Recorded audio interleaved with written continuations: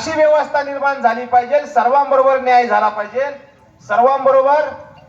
बंधुभाव निर्माण झाला पाहिजे, सर्वांबरोबर समतेने व्यवहार निर्माण झाला पाहिजे, सर्वांना सर्व क्षेत्रामध्ये स्वातंत्र्य असलं पाहिजे, अशी व्यवस्था या देशात निर्माण करणं हा बाबासाहेबांच्या आंदोलनाचा उद्देश होता. पुढे बाबासाहेब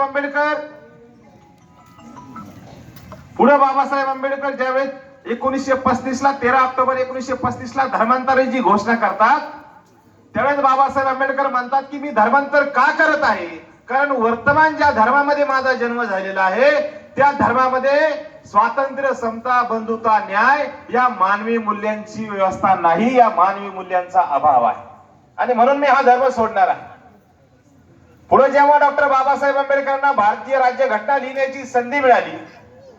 भारतीय राज्यघटनेमध्ये 395 कलम आहेत, या 395 कलमाचा उद्देश काय आहे?